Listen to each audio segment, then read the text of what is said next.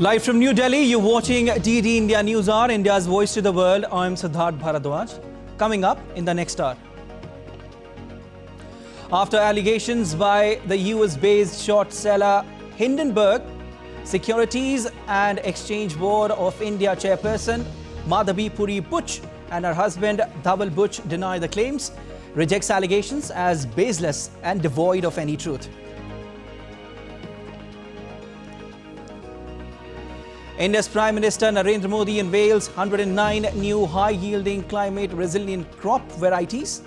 Farmers praise their potential benefits.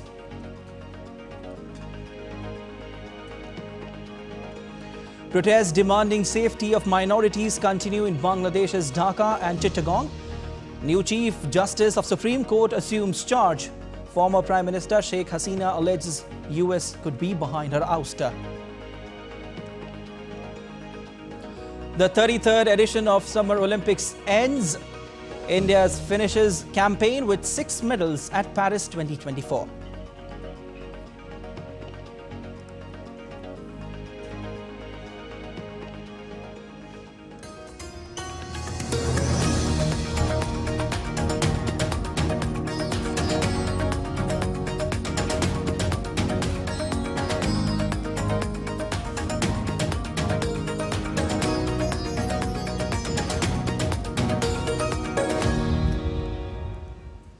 Climate change is a tough challenge and agriculture sector is the worst affected. And to counter this menace, India's Prime Minister Narendra Modi released 109 climate-resilient seed varieties to boost farm yield and nutrition in Delhi. Lead India correspondent Vishal Baristo reports. Prime Minister Narendra Modi interacted with scientists and farmers at the Indian Council of Agricultural Research while launching climate-resilient varieties of field and horticulture crops. These initiatives aim to meet India's food security needs. Expressing his satisfaction with the new research conducted by Indian scientists, he tweeted, "We are committed to empower our farmer brothers and sisters. In this direction, today we got an opportunity to release 109 new crop varieties in Delhi. The income of our farmers will also increase with the increase in production due to these climate-friendly and high-yielding varieties of crop." Developed by ICAR, that is Indian Council of Agricultural Research, these new varieties cover 61 crops, including 34 field crops and 27 horticulture crops. These are high-yielding, climate-resilient and biofortified, with the goal of enhancing farm productivity and increasing farmers' incomes. Climate resilient, when I say that, these are those crops, they are smart crops. Rather, they can grow in low moisture condition. They are disease and pest tolerant, and also they will give the almost similar yields even if the climate shift is there, extremes are there. So they can endure those changes and they can yield better. Their quality doesn't get lost, and also they can be made into processable types and they can go into different forms. Prime Minister unveiled the seeds at 3 experimental agricultural plots on Delhi's Pusa campus, where he also interacted with farmers and scientists. These crops are especially high tolerant to heat.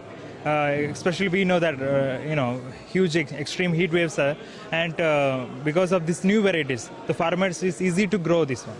As well as they can, they are disease resistant, pest resistant. So these new varieties will help farmers as well as the consumers.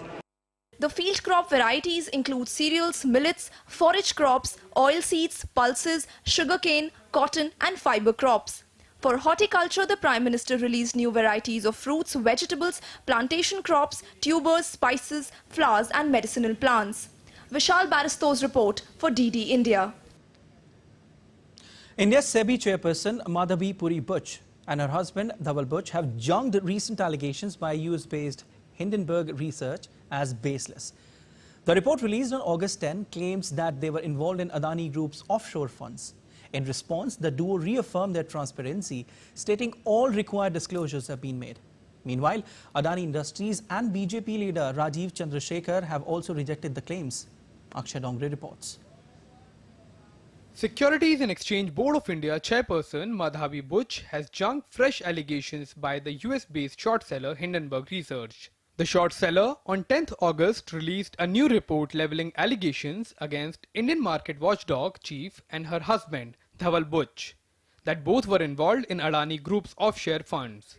SEBI chief refuted the allegations in a statement where she said, "In the context of allegations made in the Hindenburg research dated 10th August 2024 against us, we would like to state that we strongly deny the baseless allegations and insinuations made in the report.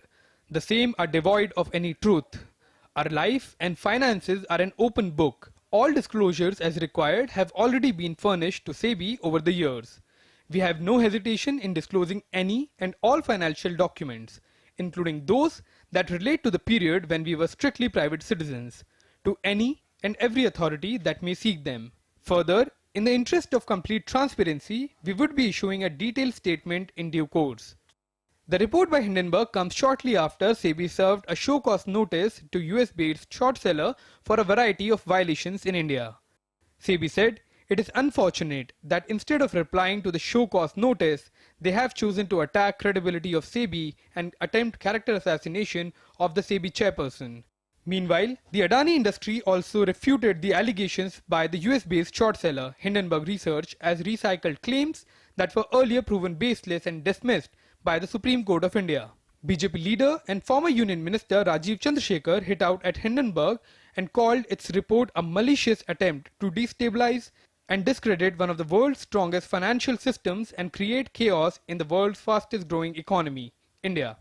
And this is clearly a hit job, and this is and I think your viewers must understand there is a certain plan behind this, because please understand, India's financial system today is one of the strongest in the world.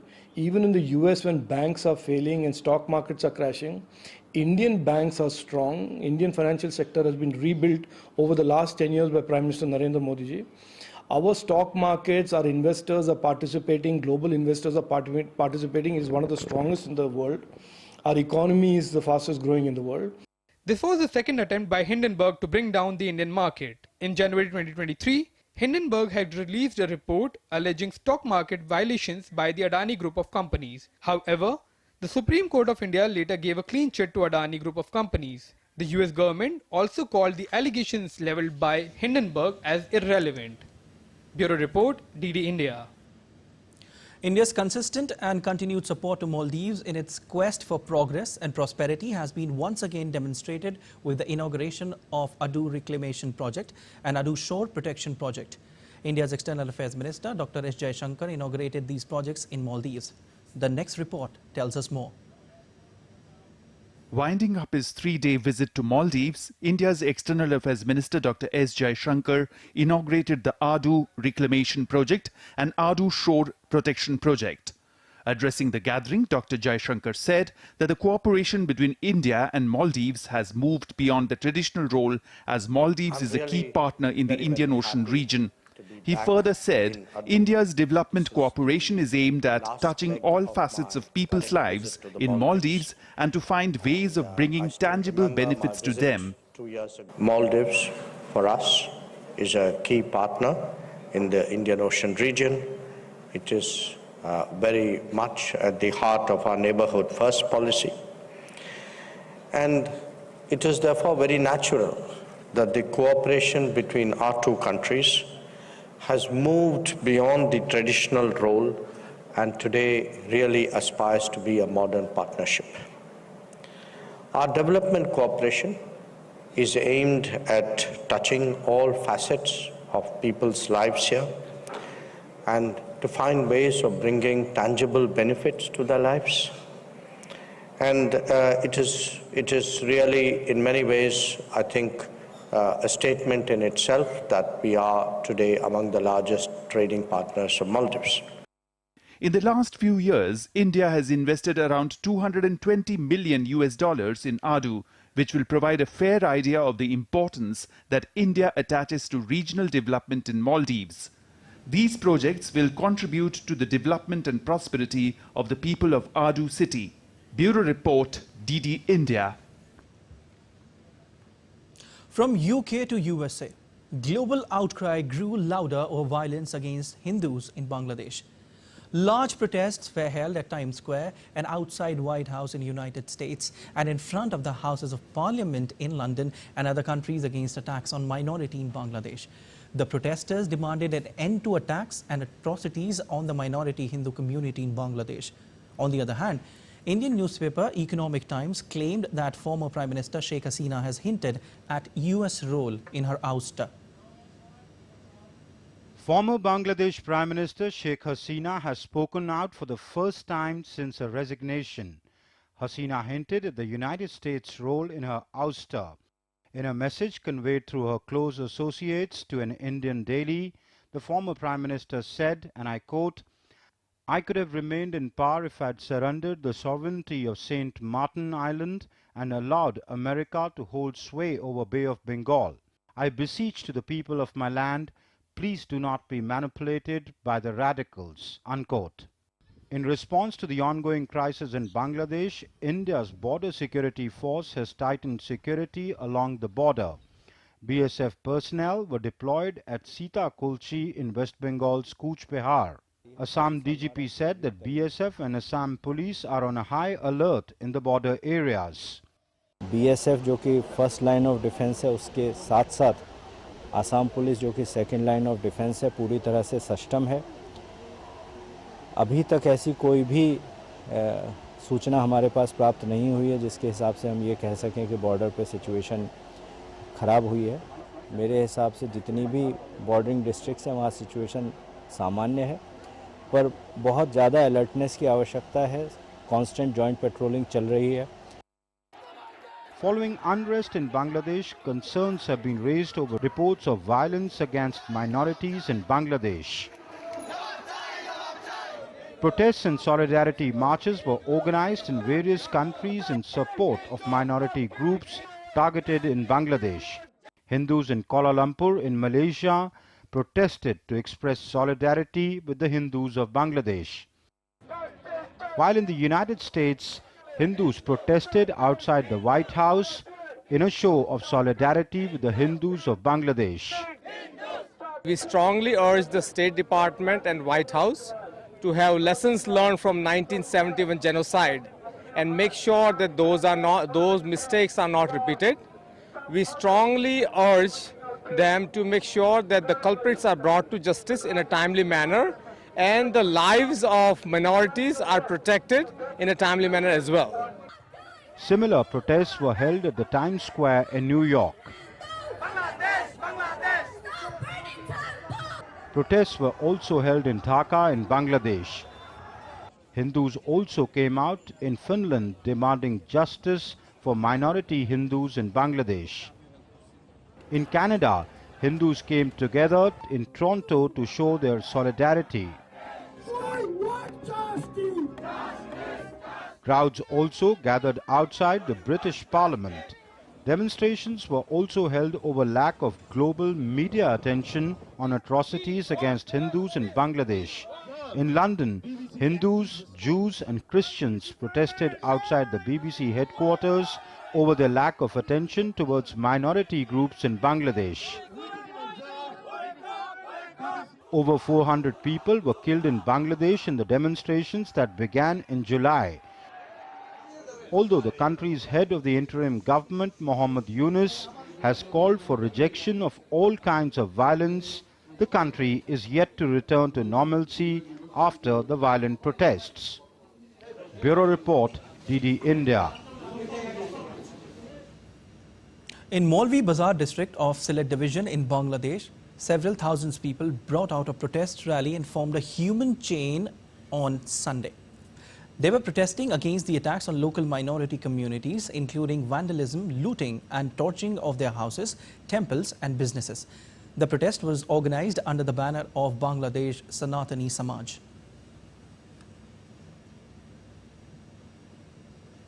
In Bangladesh, majority of police personnel are yet to join their duty post-regime change in the country on August 5.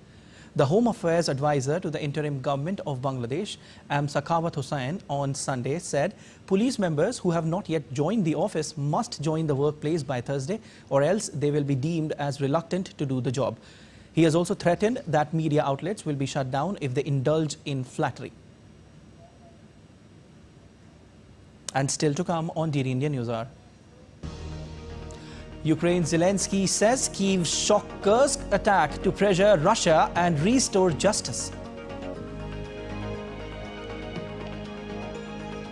Israel orders more Gaza evacuations, but residents say nowhere is safe.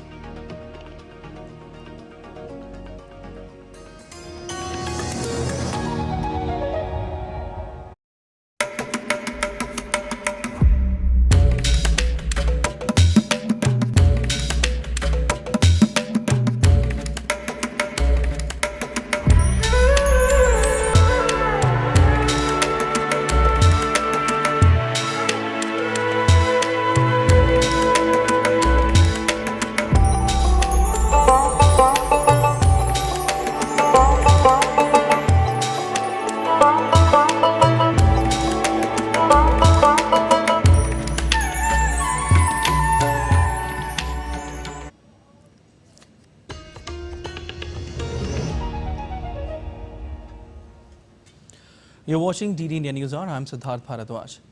The Russia-Ukraine conflict, ongoing for the past 3 years, is reaching a major turning point with Ukraine's incursion into Russia's Kursk region.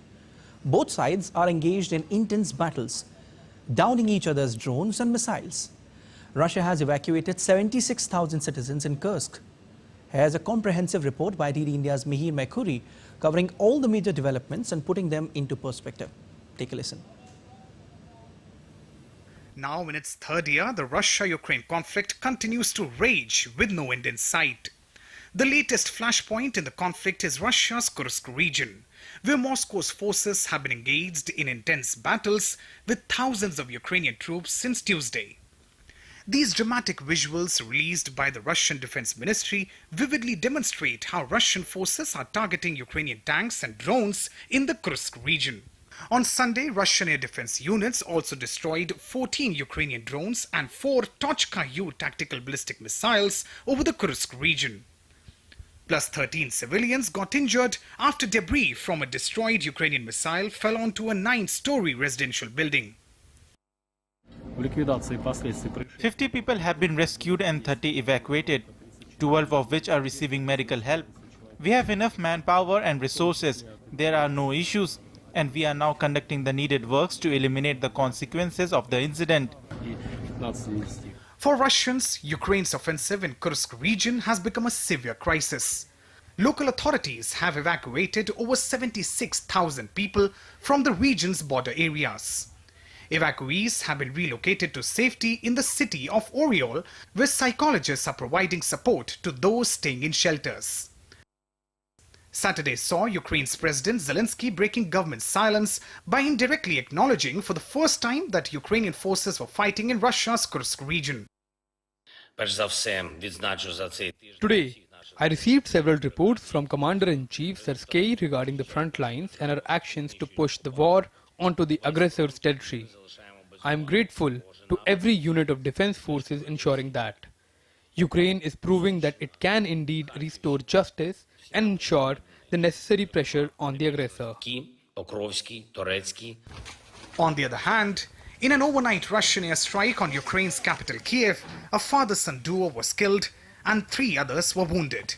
President Zelensky has alleged that Russia used a North Korean missile in the deadly attack. As per Ukrainian Air Force, the attack also involved 57 Iranian-made drones launched across Ukraine, with 53 of them being destroyed. As Ukraine's assault on Kursk marks the most significant attack on Russia's sovereign territory since the conflict began in 2022, there are growing concerns that this could lead to a prolonged conflict between the two nations. But how the situation will ultimately unfold remains to be seen. Mihir Mekhuri reporting for DD India. All right, and DD India correspondent Dasha Chesa is joining us from Moscow to give us more details. Dasha, what can you tell us about the situation in Kursk region as Russia is sending more troops there?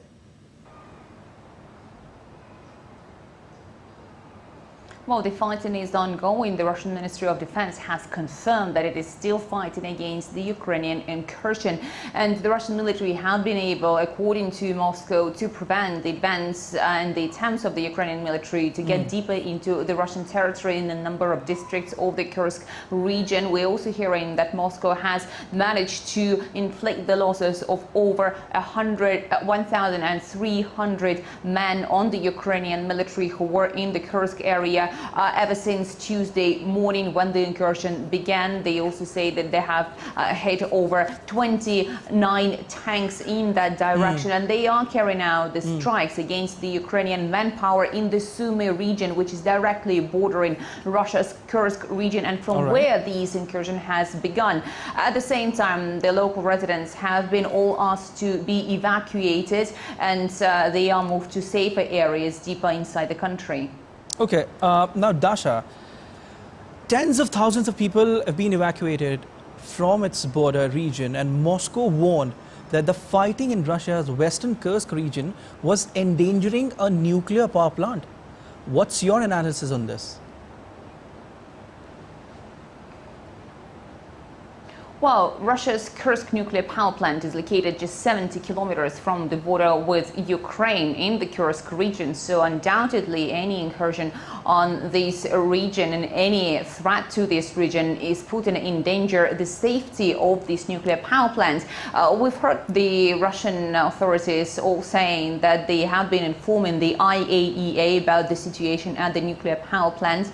They were also saying that they were beefing up the security, sending there some more Rosguard troops, and also the Russian authorities have all said that that was the provocation that has been attempted by the Ukrainian side, and the actions of the Ukrainian military in Russia's Kursk region, the continuous shelling, the use of Tochka-U missiles are undoubtedly putting the region into particular danger because of the nuclear power plant in Kursk. All right, thank you so much for your analysis, Dasha. Now, latest updates from the Israel-Hamas conflict. Israel has issued a massive evacuation order in southern Gaza Strip's Khan Yunis. Displaced Gazans were forced to flee Hamad city on Sunday. This follows Israeli airstrikes overnight that destroyed 2 buildings. According to Israeli military, the strikes targeted Hamas militants using these areas to stage attacks and fire rockets. All right, and DD India correspondent Sarah Coates is joining us from Tel Aviv to give us more information. Hello, Sarah. What's the latest you can tell us about the evacuation order?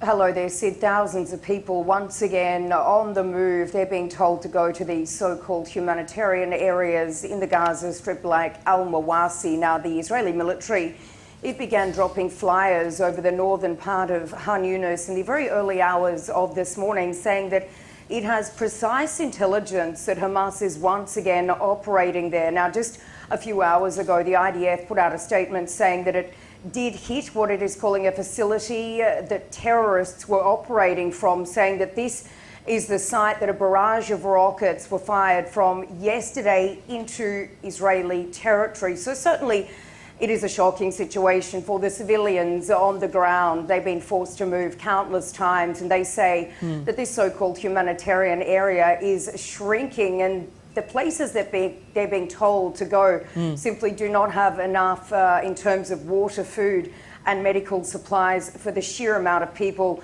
that are being told to shelter there. Now, there is a lot of international condemnation, especially in the wake of Saturday's strike on a school in Gaza City. We've heard from Vice President Kamala Harris. She said that too many civilians have been killed, while the EU's foreign policy chief, Josep Borrell, he posted on X that he is horrified, saying there is no justification for these massacres, adding, "We're dismayed by the terrible overall death toll." So certainly a dire situation for those people on the ground who are once again being forced to move. Sarah, now, what we expect from the coming ceasefire talks, if you can just give us some update on that.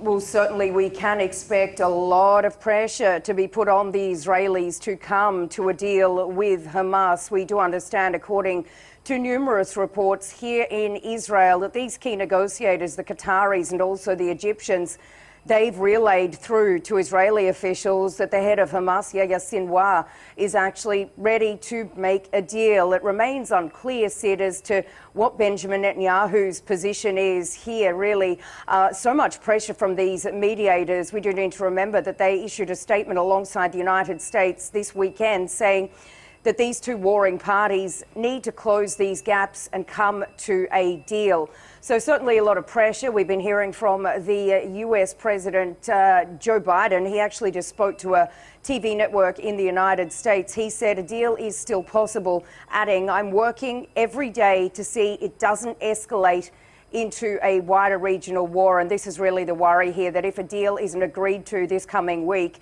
between Israel and Hamas, then a regional war potentially involving Iran and, of course, also Hezbollah is very, very close. So certainly a lot of pressure here on the Israelis, also Hamas. But once again, remains to be seen whether Benjamin Netanyahu will actually agree to this. And he is under a lot of pressure from the far right-wing elements of his coalition, specifically the National Security Minister, Itamar Ben-Gvir, who is calling this a serious mistake, Sid. All right, Sarah, thank you so much for your analysis. Indian Foreign Secretary Vikram Misri, who is on a two-day official visit to Nepal, paid a courtesy call to the President of Nepal, Ramchandra Paudel. While conveying greetings of the Indian leadership, he discussed ways to strengthen further India-Nepal ties across all sectors. Later in the day, he met Prime Minister of Nepal, KP Sharma Oli. Secretary Misri reaffirmed India and Nepal's civilizational close and multifaceted relationship and discussed ways to provide an impetus to various sectors of bilateral cooperation. All right, let's take a look at other stories making news around the world. Philippine President on Sunday condemned Chinese Air Force actions in waters of the South China Sea claimed by both countries, calling the actions unjustified, illegal and reckless. Dozens of Parisians and tourists tried to beat the heat wave by making a splash into the Canal Saint Martin, acknowledging the Paris 2024 Olympics legacy of a swimmable river as the games draw to a close. Spanish city of Bilbao sweltered through a record-high heat wave on Sunday, with temperatures soaring to 45 degrees Celsius, leaving both locals and tourists reeling from the extreme heat. The city's streets were filled with people seeking shade and relief from the scorching temperatures. Still to come on DD India News Hour. We will discuss in detail about what is Hindenburg and what it said about the head of India's market regulator and how she responded.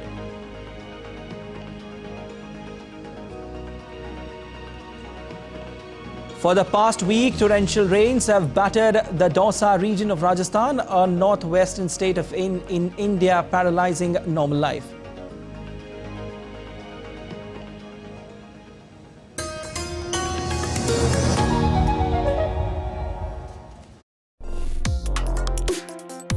Complex issues, hidden agendas, twists and turns, strategic games. We think all dots are linked. We just need to connect them. Join me every week as I connect the dots to unravel hidden designs in statecraft, mysteries, and decode issues that matter to you. Watch Connecting the Dots with me at these times on DD India.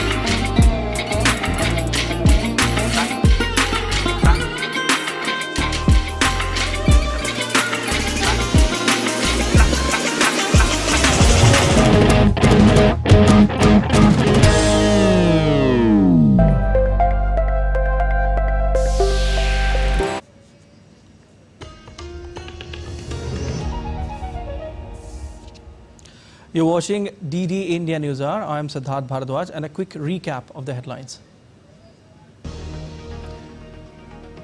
After allegations by US-based short seller Hindenburg, Securities and Exchange Board of India Chairperson Madhabi Puri Butch and her husband Dhaval Butch deny the claims, rejects allegations as baseless and devoid of any truth. India's Prime Minister Narendra Modi unveils 109 new high-yielding, climate-resilient crop varieties. Farmers praise their potential benefits.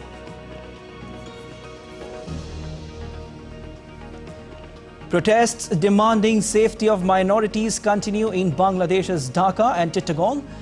New Chief Justice of Supreme Court assumes charge. Former Prime Minister Sheikh Hasina alleges US could be behind her ouster.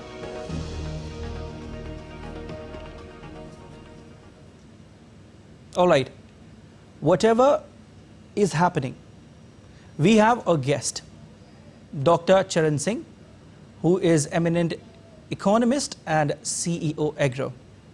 Sir, welcome to the broadcast.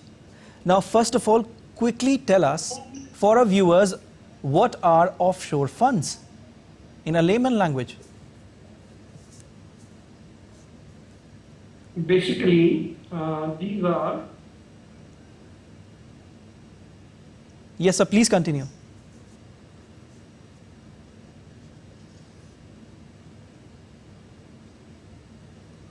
Sir, can you hear me?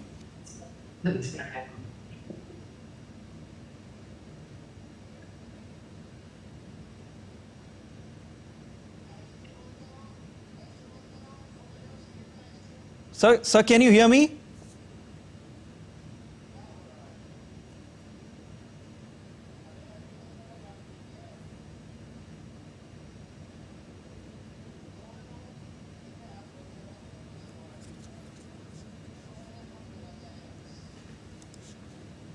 All right, we are trying to get back to our guest, Dr. Charan Singh, who is eminent economist and CEO Agro.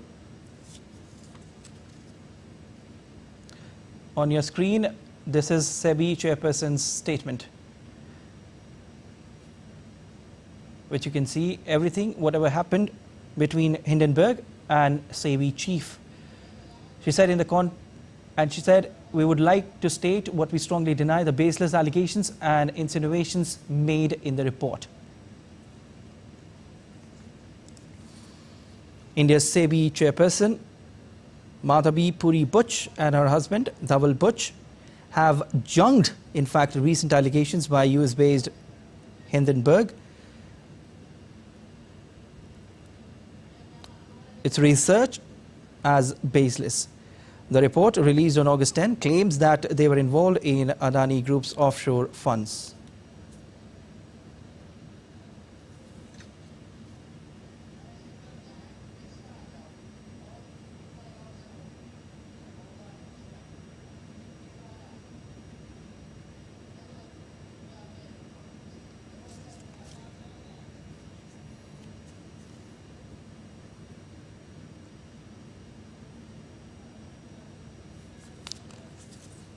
The report, released on August 10, claims that they were involved in Adani Group's offshore funds, and in response, the duo reaffirmed their transparency, stating all required disclosures have been made. Meanwhile, Adani Industries and BJP leader Rajiv Chandrasekhar have also rejected the claims. We've been joined by Dr. Charan Singh again, eminent economist and CEO Agro. Sir, for our viewers, quickly tell us, what are offshore funds? So basically, it's a very simple term where the mutual funds are investing across the world. Okay. And these are funds which are in different countries, so they have different jurisdictions, and they are in different, this could be mutual funds, different denominations. So it's a very simple term, basically mutual funds which are being invested across the country and overseas markets. Okay. Now, Hindenburg, a US-based short seller, alleged that head of India's market regulator, Madhabi Puri Butch, held hidden stakes in obscure offshore funds in Bermuda and Mauritius.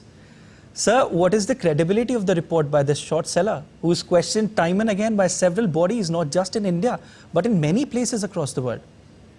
So yes, I have read that report, and I'm also aware of the Hindenburg report that was sent earlier. And as you mentioned, the activities and the reports that Hindenburg generally brings across.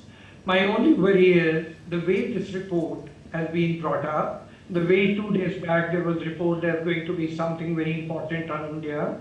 Means in case there is a genuine concern of an investor or a genuine concern of a research institution, I do not think that's the way to go about. The very way they went about was very surprising and very suspicious as to what is the sole purpose and objective of this report.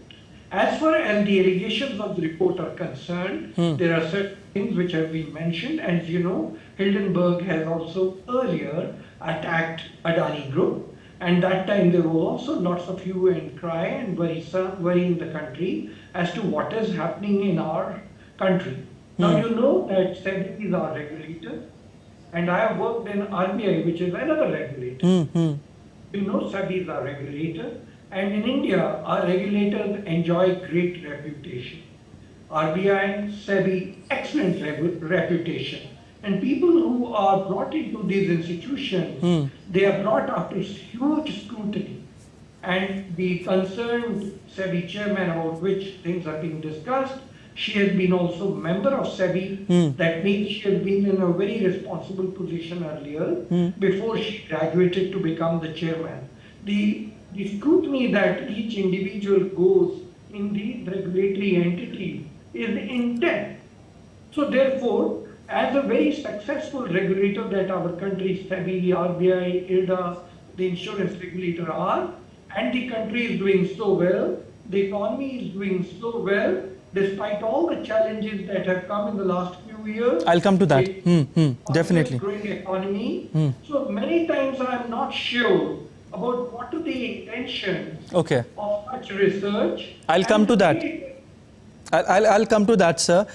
Let me ask you directly. Do you believe there is a conspiracy behind these allegations? I am not sure about conspiracy, but having worked abroad in various institutions and been abroad, if any other country is doing very well, sometimes other countries are not very comfortable with it. Means I have done my research abroad most of the years and worked in multilateral agencies. I know about what happened between the US and Japan, and anybody can Google and see the Louvre Accord.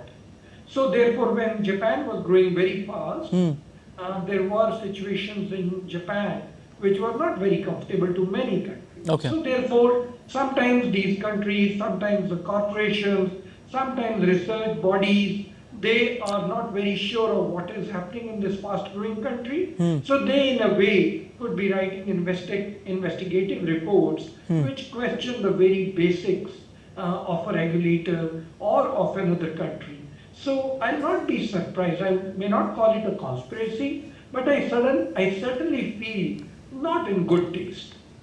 Okay, Dr. Charan, coming on to what you were saying, for a fact, India is the fastest growing economy in the world and is making waves in various sectors. There is no doubt about that. Do you agree?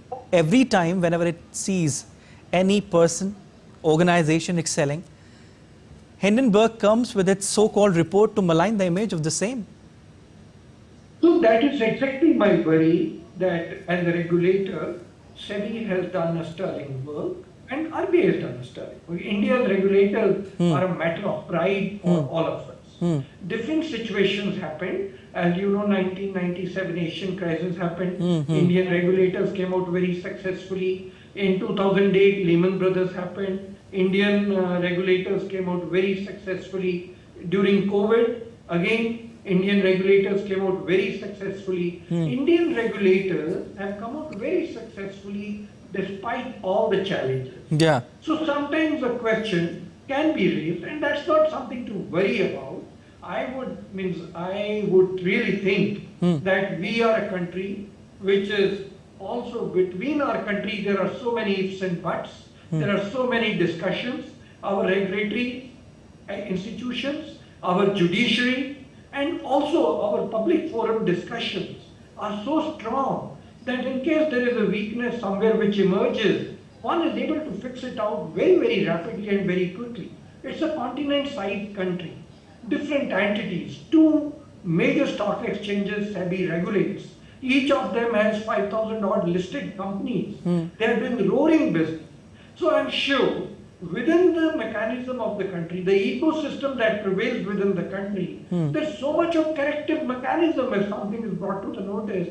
So therefore, the way the report has come and the way it positioned itself, the way it said, you know, we are going to come out with something, that really is not a scholarly or a good type of approach in case something is there. Now within the country, I can tell you for sure, Supreme Court looked up the report on Adani and satisfied itself. So within the country there are corrective mechanisms, and within the country I can tell you that the regulatory choice of institutions and members is so strict within the country that it's very difficult to put a person of any doubtful integrity.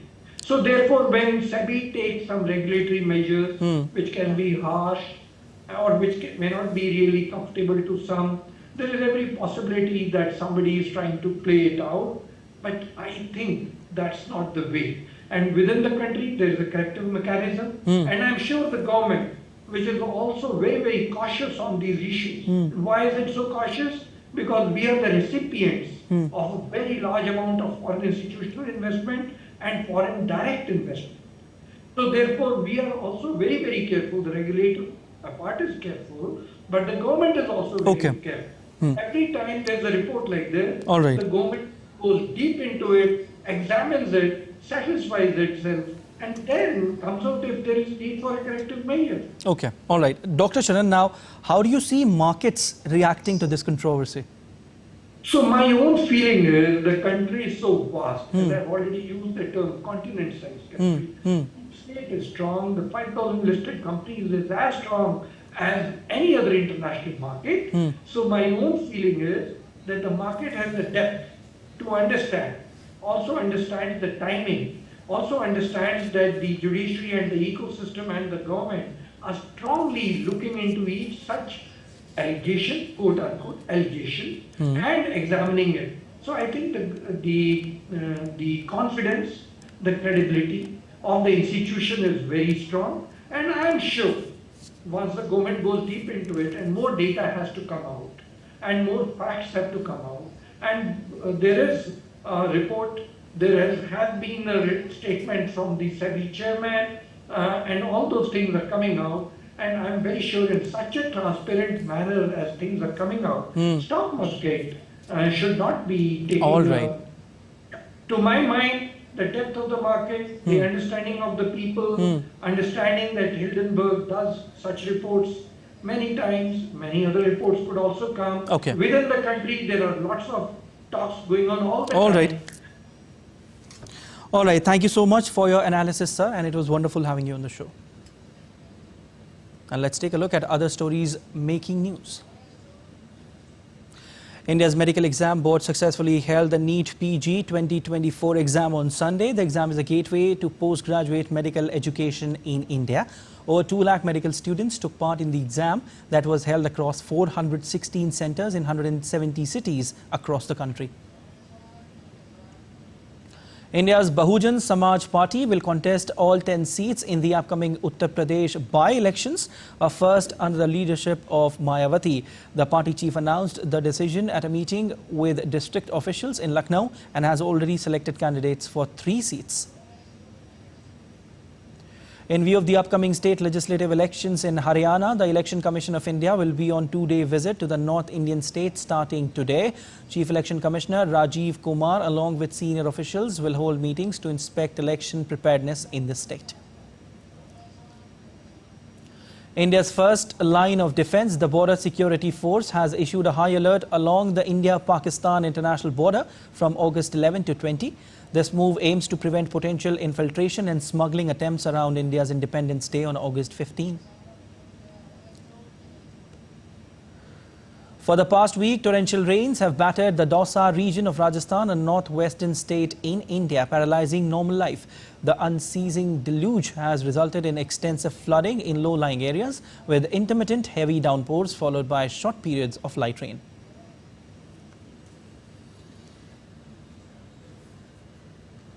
And still to come on DD India News Hour. We'll show you India's achievements at Paris Olympics.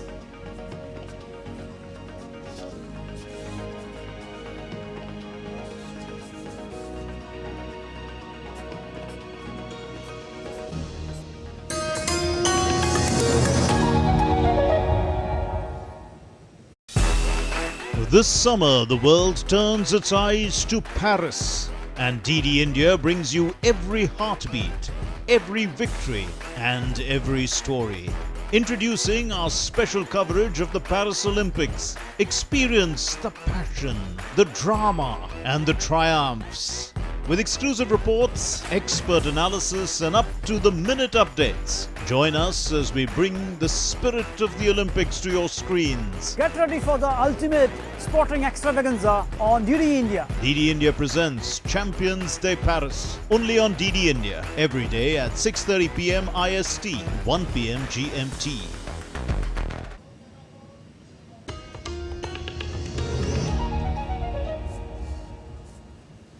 You're watching DD India News Hour. I'm Siddharth Bharadwaj. Updates now on all the action from Paris Olympics 2024. India's campaign at the 2024 Paris Olympics concluded on Saturday with 5 bronze and 1 silver medal from the 117-member contingent. India will return with 6 medals from Paris, won by Manu Bhakar, Sarabjot Singh, Neeraj Chopra, Aman Sehrawat, Swapnil Kusale and the men's hockey team. Neeraj Chopra joins the elite club of Sushil Kumar, PV Sindhu to bag medals at 2 consecutive Olympics. Neeraj came second best in the final, losing the gold medal to Pakistan's Arshad Nadeem. Chopra became just the 4th Indian ever to win multiple Olympic medals in individual sport. He also became only the 2nd Indian male athlete to secure 2 Olympic medals. All in all, Neeraj Chopra's silver at the Paris Olympics immortalizes his legacy in the track and field category. This achievement has made him the first Indian track and field athlete to claim 2 medals after independence and set an example for budding athletes to follow suit. Meanwhile, Swapnil Kusale becomes the first Indian to win an Olympic medal in men's 50-meter rifle 3 positions event. This was India's first ever Olympic shooting medal in the 50-meter 3P and the 3rd medal in rifle shooting after Avinav Bindra's gold in men's 10-meter air rifle at Beijing 2008 and Gagan Narang's bronze in the same event at London 2012. Manu Bhakar also created history by becoming the first Indian post-independence to secure 2 medals in a single Olympic edition. She won bronze in the women's 10-meter air pistol event. The 22-year-old overcame the disappointment of the Tokyo Olympics, where a pistol malfunction had hindered her performance. Later, she secured a bronze medal in the 10-meter air pistol mixed team event alongside her compatriot Sarabjot Singh. All right, DD India correspondent Naran Singh is joining us from Paris. Hello, Naran. Tell us how's the mood there in Paris right now and what are spectators and athletes saying?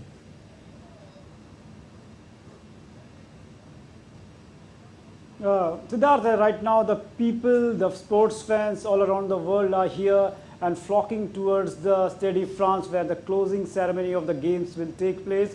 We know that's one of the best stadiums in France. The capacity is over 80,000 and we know that so we can say that one of the fantastic stadium around the world, and it's going to be, we can say that a more traditional kind of closing ceremony than that of the opening ceremony. Okay. Which first time the opening ceremony was held in the open on the banks of the River Seine. Correct. But it will be more traditional considering the fact that the athletes of the different countries will do athlete parade with their national Olympic flag, and we are hoping that it's going to be a great closing ceremony considering the fact that still it is on the basis of the sources. Tom Cruise will be there, Snoop Dogg will be there, and more performance will be there to make it a grand finale in the Paris Games. Definitely, Naran. You are covering Paris Olympics since day one. Tell us what is special about this event. We have heard that this Olympic is the greenest of all. Definitely, this Olympic especially will be remembered for the greenest ever Olympic Games, considering the fact that there were no ACs in the Games Village, and the technology they used to cool the Games Village was through the groundwater. The fact is that because the groundwater temperature in the France is around 7 to 8 degrees, while the atmospheric right now it's very hot in France, it is around 30 to 34. So it is very easy and it's very, we can say, the ecological thing to cool the things through the groundwater. And also we can see that here the vegetarian diet is there for the athletes. 65% the food is vegetarian, so to reduce the carbon footprint. But also we can see that the many more initiatives were taken here to make it the greenest ever the game. Cardboard beds were used so that the athletes can be there, go for the more friendly and the green friendly games. So all in all, fantastic, but there are also few controversy regarding the polluted water of the river Seine. Athletes complained about it, but all in all, these are parts and parcel of the game. But also one more important thing, the controversy regarding the gender of the two boxers who participated here and won medals for their respective countries. So all in all, it's we can say the fantastic, and athletes all over the world enjoyed these wonderful games. Definitely. Now, Naran, when talking from India's perspective, the players really performed well, be it shooting or wrestling. They gave their best. They gave their 200% rather. And athletes certainly are praising facilities provided to them by the government of India, be it Top Scheme or Khelo India. Tell us something about that. Definitely, Siddharth, if you talk about the facilities given to the athletes are immense. The scheme like TOPS, almost every athlete here comes under the top schemes. And Khelo India, we know that it was the vision of the Prime Minister Modi when he came to the power. His vision was to make the grassroots level sports in India very, very strong. And if you take a look at the medal winners, especially Manu Bhakar, a product of the Khelo India. Correct. And Sarabjot, a product of the Khelo India. Correct. And even the players like Kusale, they were also a part of the Khelo India scheme. Neeraj is a part of the top schemes. And our other athletes who won medals here, and hockey players, all are the parts of the Khelo India scheme. So when we talk to the athletes, when you talk to the coaches, support staff, they said that the facilities here at the Games Village for the Indian athletes, Indian contingent, is far better than that of the developed countries. Prakash Padukone, the badminton legend, said himself to us regarding these facilities the Indian athletes are getting here in the Paris Games. So all in all, we can say that the things are under process, and the getting and winning the medals is a process. And we are hoping that 6 medals and 6 near misses, it is one of the best performance if you talk about performance rather than talking about the medals. Definitely, you are right, absolutely right, Naran. Thank you so much for your analysis. India's campaign at the Paris Olympics finished with 6 medals. This was India's 3rd best performance ever at the Games. How India fared at these Olympics? We have a detailed report. India's campaign at the 2024 Paris Olympics finished with 5 bronze and 1 silver medal. The 6 medals from Paris were won by Manu Bhakar, Sarabjot Singh, Neeraj Chopra, Aman Shehrawat, Swapnil Kusale and the men's hockey team. India started their campaign well, with shooter Manu Bhakar winning a bronze in women's 10-meter air pistol event.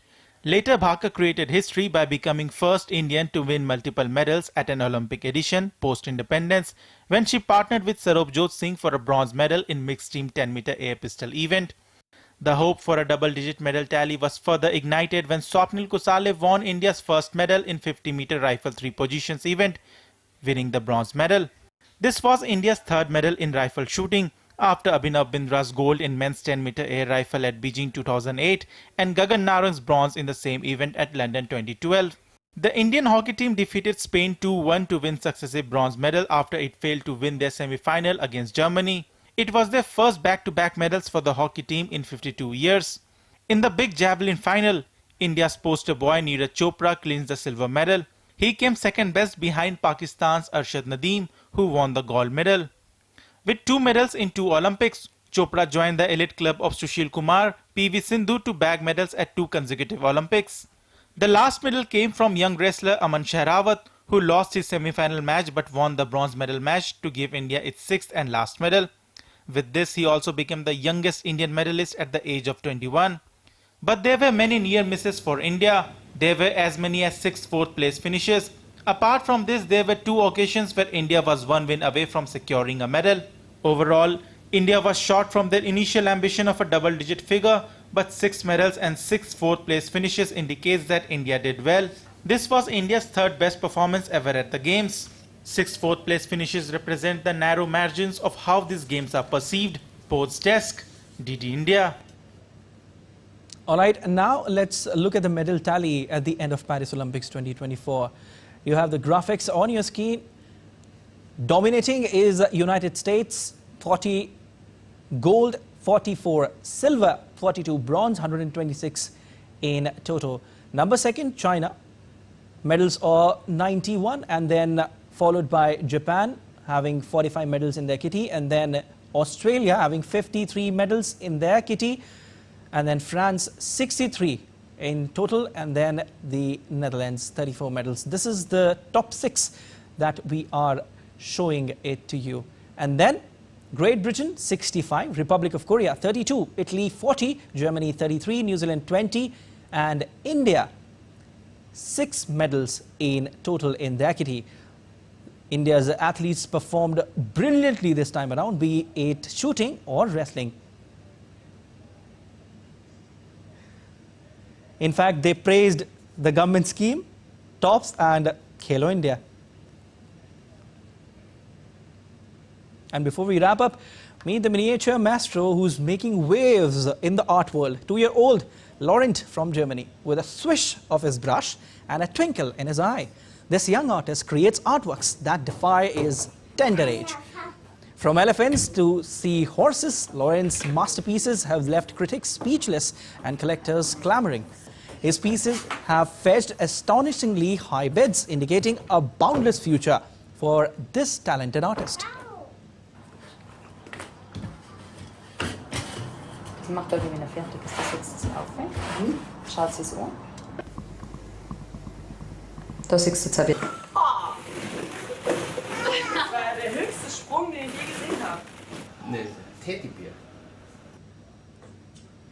Ist er drin, ha? Perfekt. Über da, bitte. Da komm. That's all for this edition of DD India News Hour, but let us know your thoughts on the news of the day. For those on the go, you can get all the latest news and updates from India and across the world on the DD India mobile app. The app is available on both Android and iOS platforms. Scan the QR code on the screen to download now. We'll be back with more news as it breaks here on DD India. I'm Siddharth Bharadwaj from all of us here in Delhi. Thanks for watching DD India News Hour.